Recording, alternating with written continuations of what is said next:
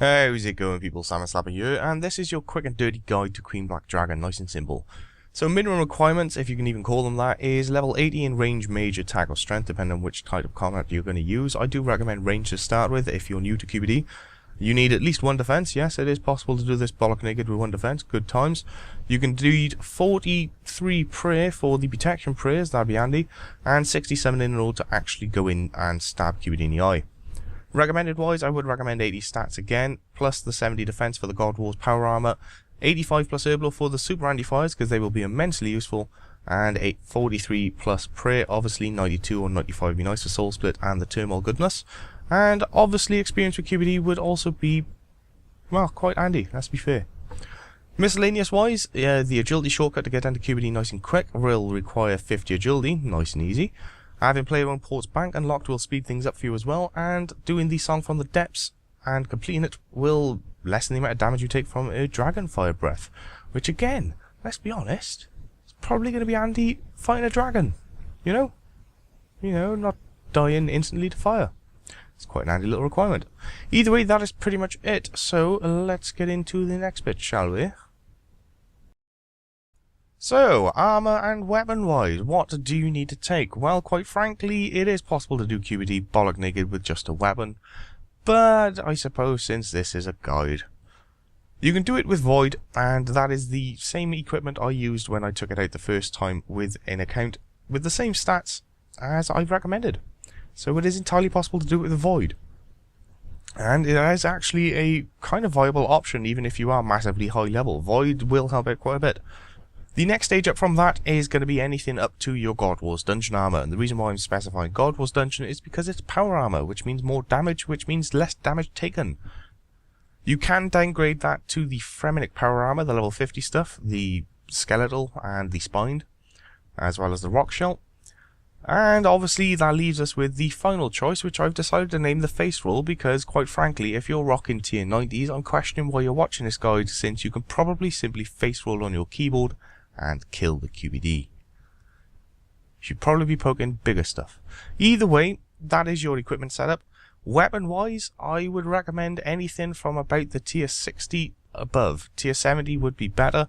I did it personally with a anti-fire shield plus an abyssal wand and void, and got the QBD kill first time to make the royal crossbow, and proceeded to use the royal crossbow from there on. And the royal crossbow is a pretty solid choice to take out the QBD.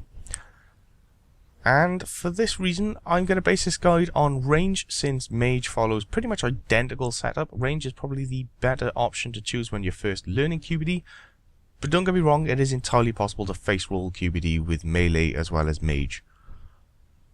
Right then, so with that, obviously the higher tier weapon the better, makes sense. Same with your rings and necklaces. I probably don't need to tell you, anything that gives you a bonus to whatever combat style you're trying to actually use, probably the better option, and the better. Makes sense. Right, so let's get into actually stabbing QBD in the face. Well, I suppose before we do that, we should really check out what you should have in your inventory. It's fairly straightforward, and there's not much difference even if you was doing this at massively high level with high stats. So this is based on having the lowest minimum requirements, and it's basically a superset plus a prayer renewal, a regular anti-fire, a couple of prayer pots, and depending on if you're using something like a penance, then you could drop the prayer pots as you won't be needing them. The rest is full of munchies. Lots and lots of munchies. In fact, get your best beast of burden and fill in with munchies too. I'd recommend a turtle. Turtle's pretty good. You should probably have that. It'll still work if you use a terror bird, but some of the fights might get a bit dicey if you are doing this at an extremely low level. The one thing to mention is if you are using a regular anti-fire, it's a bit dodgy when it comes to taking any kind of fire damage from the QBD itself, and you will take a fairly substantial amount of damage from QBD if you're only using the regular anti-fire, but it is entirely possible to survive it if you're using the veteran-ish gear, as that is what I'm going to be doing in the video in a moment. The other option, of course, is to simply equip a anti-fire shield as well as taking the regular anti-fire. Then the amount of damage you take from the dragon breaths will be equivalent as if you was using a super anti-fire pot, which is where it comes in handy when it comes to actually killing QBD efficiently. You really do need super anti-fires in order to take out QBD reliably, efficiently, and many times over a short period. and it's fairly substantial, the difference between it. So if you are used to QBD, or your best weapon is a two-handed weapon, then you're more than welcome to try it with just anti-fires. It is entirely possible, although you may well die a bit more often until you get the hang of it. But that is my recommended items. If you are a bit weary, use your best one-handed item with a anti-fire shield, and that is pretty much it. So that's your inventory and Bob done. This is the inventory I am using, and it's what I will stab QBD in the face with. Right, so let's talk about good old Cupboarder then, before we actually go into the fight. Well, she's got quite a number of attacks. They are fairly straightforward once you've done it a few times. There's not a lot of strategy involved with them. One is the firewall. A wall of fire will come at you, there will be a hole in it. If you are using regular anti-fires, I highly recommend you go into the hole. If you're using super anti-fires, you can simply run through and take minimal damage, especially if you are rocking high level gear, and you won't have too many problems. The other attack is the Tortured Souls. She can summon these souls throughout the fight, and it starts from wave 2 onwards. These things, as soon as they spawn, they will wait about a second, half a second, and then they will start to speak. And just after they start to speak, they will launch an attack which will home on to you wherever you're standing in the entire arena. And you will take about 1.5k damage for each of the shades attacks. Eventually, on the final wave, there will be 4 shades that do spawn, so you can take up to 6k damage just from that attack if you stand there like a muppet. However, we do have plans and strategies for that kind of thing here, so this is what you need to do. When these stupid little shades spawn, the tactic used in order to take less damage from them is simply wait 1 second until the instant text starts to appear above their head, at which point you then want to run through one of the shades. And the reason why you run through one of the shades is because they will attack you, but the attack will be where you were. At which point it will then start to follow you straight into the shade you just walked through and annihilate the shit out of it. Therefore, killing one shade while you sit there laughing like a badass, and then you can just finish off the rest and job done. This works for all of the shades for every single wave. This tactic here will take a long time to get used to. I don't expect you to do it first time, but it is something to actually keep in mind when these shades do appear. And it's especially easy to get used to at the early stages in wave 2 and 3 where there's only 1 and 2 shades appearing, and it's a bit easier there. But there we go. The only other thing which needs to be mentioned about these Tortured Souls, and it is incredibly important because it will very likely kill you no matter what kind of gear you're using or your stats, is the time stop ability. In the final wave, when all 4 shades spawn, randomly, and I do mean randomly, it can happen straight away, it can never happen, but randomly, one of these shades will teleport to one of the corners of the arena, either to the southwest or to the southeast. When they do so, you will see them start to chant, and they will stay in their little corner for quite a while. It's like 10-20 seconds, something along those lines, 30 seconds. If you was to leave them there, they will eventually cast a spell known as Time Stop, and it's exactly what it sounds like. They stop time, you can't do anything, you can't see anything. During that time, QBD is still kicking your ass, and you are likely dead by the time Time Stop ends, unless by some miracle QBD just completely and utterly missed. In order to stop this, all you simply need to do is, as soon as one of those shades disappears and teleports to one of the corners, is stab it in the face, pronto. That is your #1 priority in the final wave. If you see the 4 shades, if one of them teleports, kill it as quickly as possible. Drop everything you're doing and just try to kill it.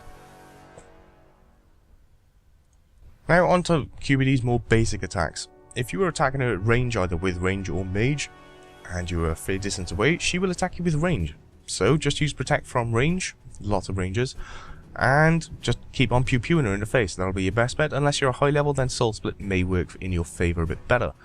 If you're up in her face, stabbing her in the eye and all that good stuff, then you'll be wanting to protect from melee, as she will try to claw you in the face, and she will occasionally use ranged attacks as well. But since you're meleeing, they shouldn't bother you too much. The other basic attack, because she's a dragon, she breathes fire on you. It's kind of what you'd expect, let's be honest. The only difference is, on wave 4, she can use a super powered version of this flame. The regular one will still hit you fairly hard unless you use your anti-fire, as you expect, but the mega flame on the wave 4 It does an immense amount of damage towards the centre of the battlefield and less the further to the side you go. So, easy tactic on wave 4, stay away from the centre. There's only one more thing to take care of now, and that is the QBD changing colours on wave 3 and 4. She'll change to a blue colour and a green colour, and when she does change to the blue colour, you can deal 25% more range and melee damage, and it will take 25% less mage damage whilst it's blue. And conversely to that, you have when it changes to the green colour, you'll deal 25% more mage damage, but you can deal less range and melee damage. So blue is for range and melee, green is for mage. Other than that, that is pretty much it. These two colours will only apply on the 3rd and 4th wave, and these kind of things you can kind of keep in mind. It's something and nothing to begin with. Once you get used to doing QBD and you've got the other tactics down, you can start to focus on this, and once you do, or if you are a high PVMer, you can make use of this to time your berserks and your unloads to deal massive amounts of damage very quickly, near enough one shot in the QBD straight from full life. So let's get into finally killing the QBD then. So here we go then, this is the fight start to finish. This fight in particular wasn't particularly clean or perfect, but you will get a general idea of what QBD is like throughout this entire thing, as everything is kind of showcased in it. So as soon as you enter, you want to activate your auras and take all of your pots, and then chuck on your prayers. By the time you've done all that, QBD should be already poking you in the eye. So if you're using range, which I do recommend either range or mage to start with, just to get used to QBD, you want to stay towards this center pedestal. And this is important because when you go through the waves, you need to hit different pedestals in order to move on to the next one. Additionally, if you take a long time between hitting pedestals and when you've taken down all of her life, she will spew out grot worms which will join the fight and attack you as well, and they can surprisingly do a fairly decent amount of damage to you. They don't do any big numbers, but they can hit you consistently. If you are a low level trying this, or it's your very first time trying this, and you're roughly around the 80 stats or something along those lines, I would recommend killing the grot worms on each phase. So as you can see, the first one, its HP's gone now. As soon as it did, the pedestal in the centre turned red. You press it as soon as possible. The first wave you can get away without it throwing out any grot worms. On the second wave, it's the southwestern pedestal you need to hit. And general tactics for this, if you're using range or mage, is to try and stay as close towards the pedestal as possible.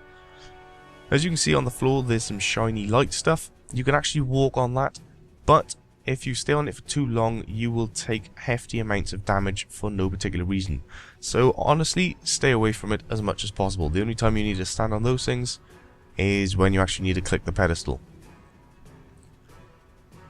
So stay in this general southwestern area and keep poking away at QBD until eventually your life hits 0. Once it does, you want to run down to this pedestal in the southwest and activate it. You'll know when it is because the pedestal will light up bright red for just a second.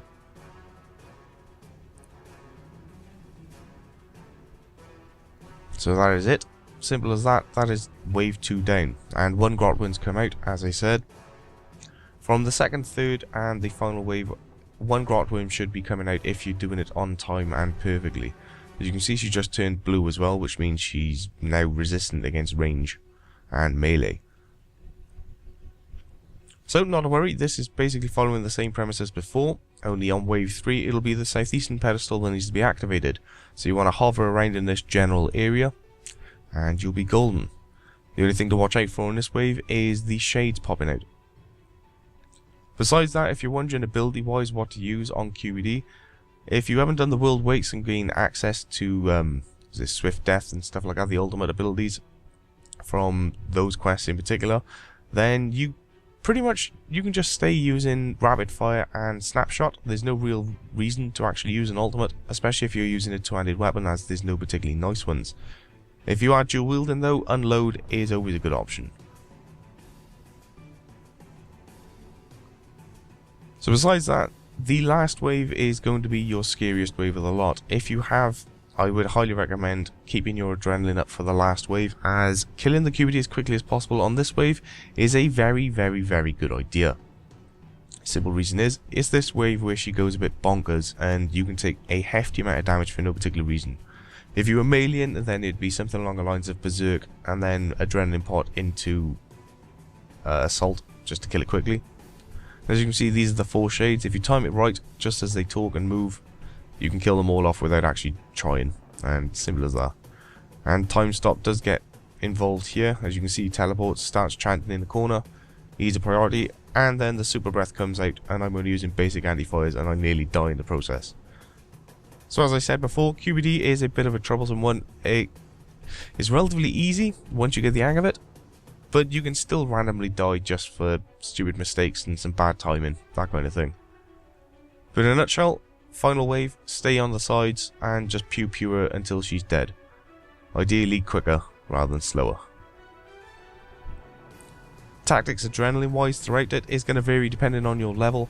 If you are at the level where I am in this little video footage here, I've got 80 stats, I do not have high enough prayer for super anti-fires, and I'm using a two-handed weapon with just a regular anti-fire. I'm taking a hefty amount of damage from dragon breaths, as you can see, and that is what is eating up all of my food, which is why recommended is the super anti-fires.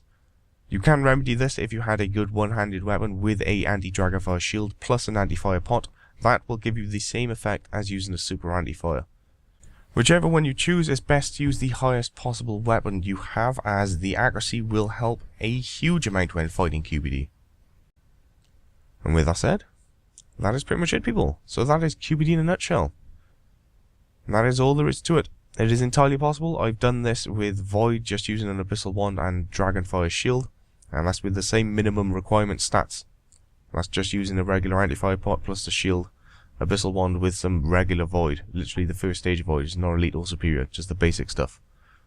So it is entirely possible to do this with just your turtle, some Void, a Abyssal Wand, and an anti-fire shield and anti-pot. So yeah, hopefully you found this guide useful. It is quick and dirty. It should give you a general premise of what you need to do to poke QBD in the eye and win. So with that said, I will catch you all later. Have a good one.